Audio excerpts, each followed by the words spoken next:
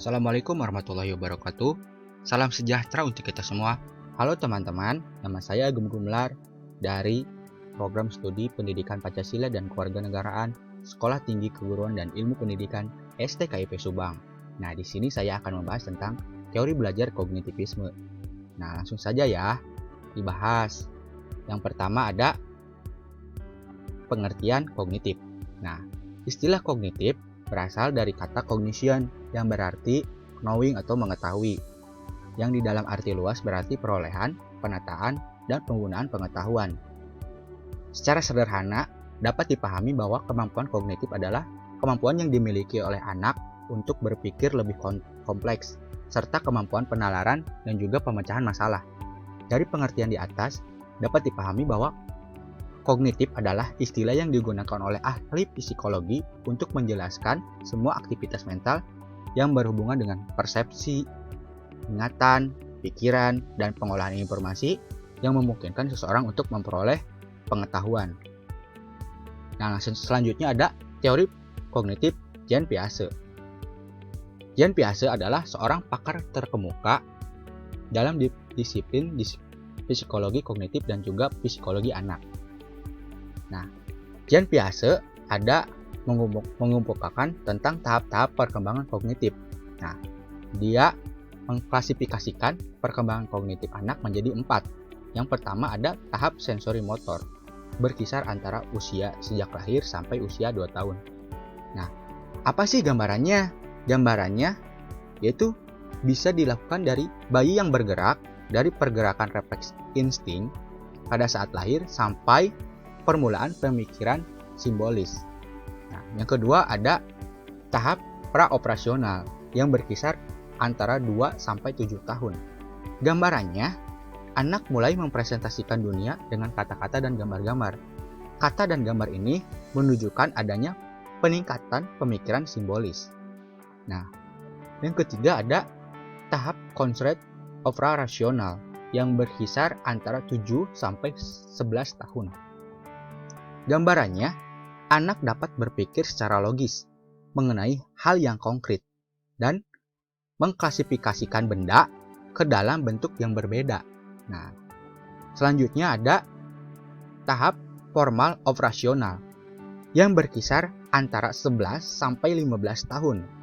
Gambarannya, remaja berpikir dengan cara yang lebih abstrak, logis, dan idealistis. Nah, itu menurut Jean Piaget ada 4 tahap perkembangan kognitif anak.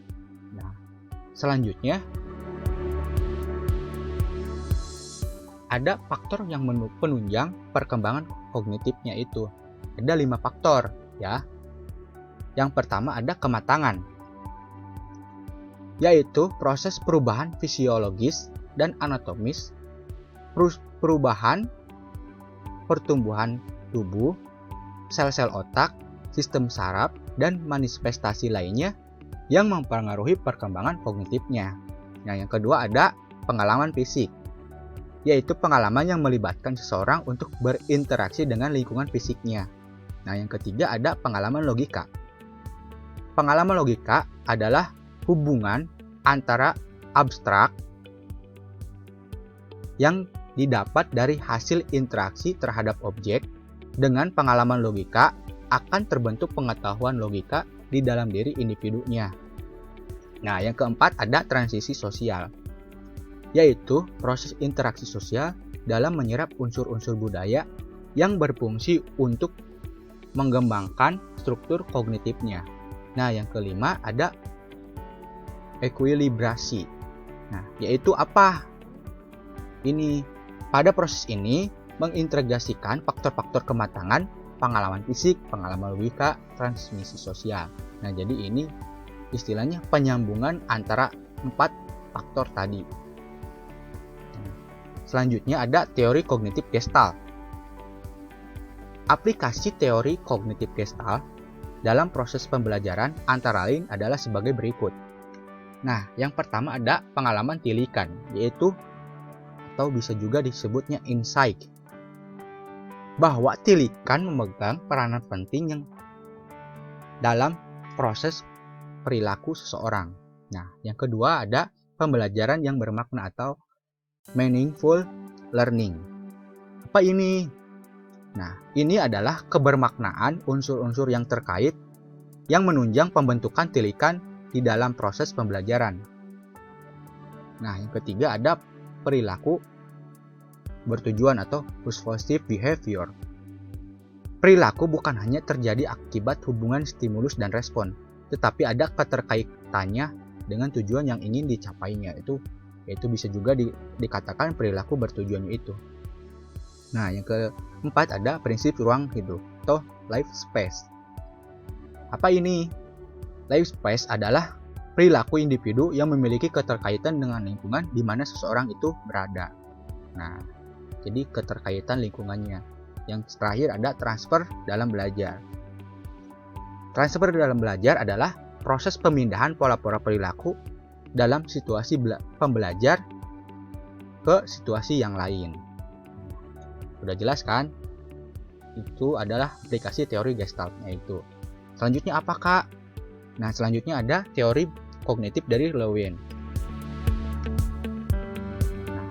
Lewin berpendapat bahwa tingkah laku merupakan hasil interaksi antar kekuatan-kekuatan, baik yang di dalam diri seseorang atau di luar diri seseorang, seperti tantangan dan permasalahan. Nah, Lewin memberikan peranan yang lebih penting pada motivasi daripada reward. Nah, Lewin menekankan motivasi itu penting di dalam proses pembelajaran, di mana motivasi itu bisa menimbulkan keterkaitan dan juga keinginan untuk belajar.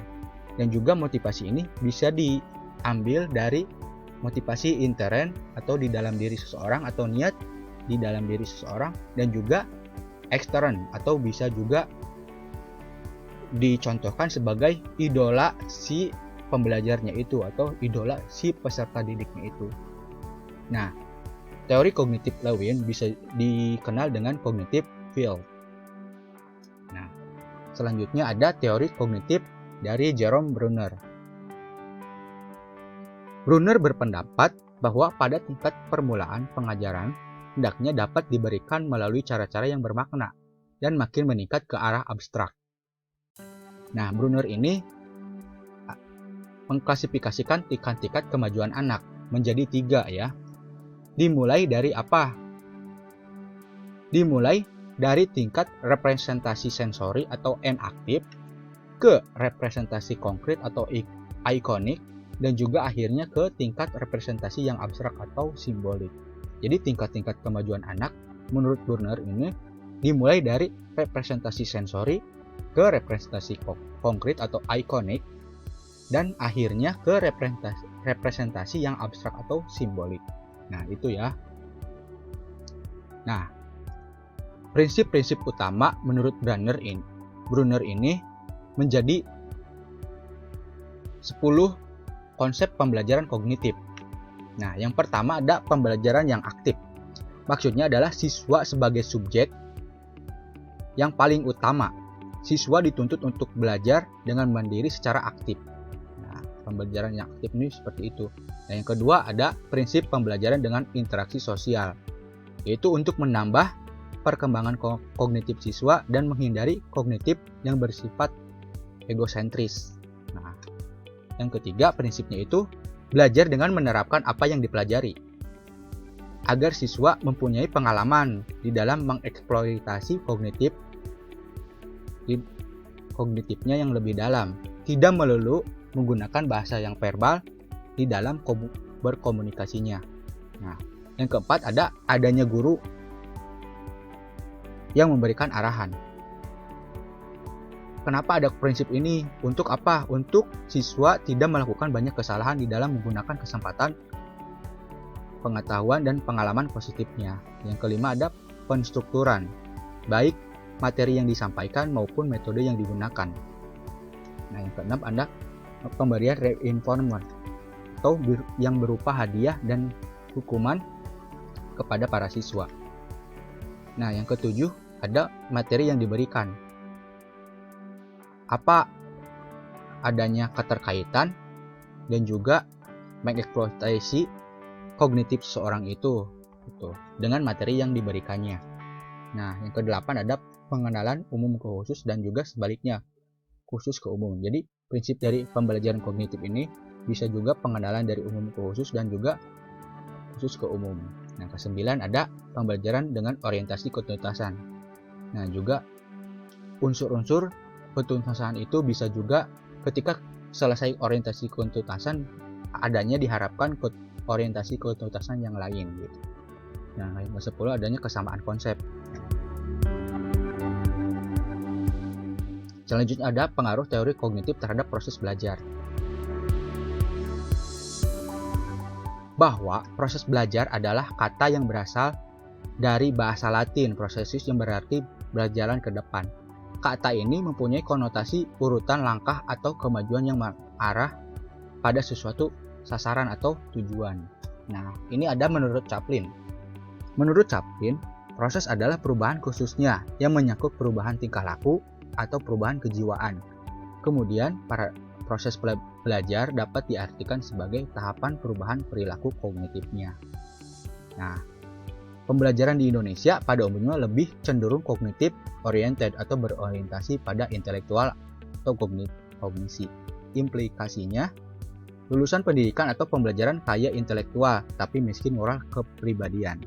Mestinya, proses pembelajaran harus mampu menjaga keseimbangan antara peran kognisi dengan peran afeksi, perasaan dan emosi yang lunak, sehingga lulusan pendidikan memiliki kualitas intelektual dan moral kepribadian yang seimbang. Nah, terakhir ada kesimpulan.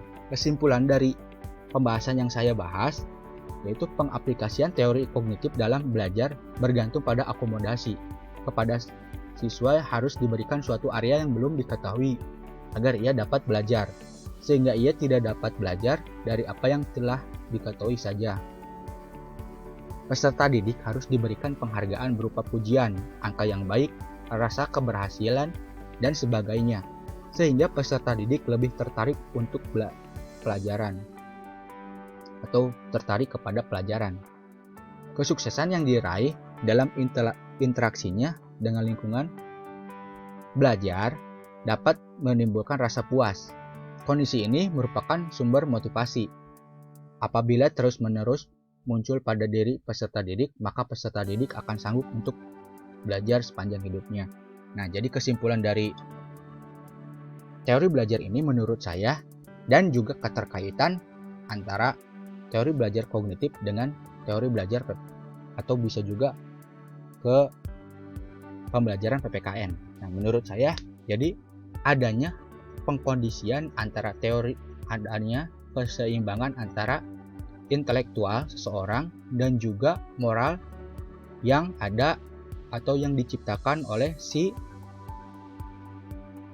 guru kepada si peserta didik itu, dan adanya keterseimbangan antara moralnya dan juga intelektualnya. Untuk apa? Untuk menciptakan warga negara yang baik dan juga menciptakan sebuah tatanan untuk apa? Untuk Indonesia yang lebih baik. Itu menurut saya.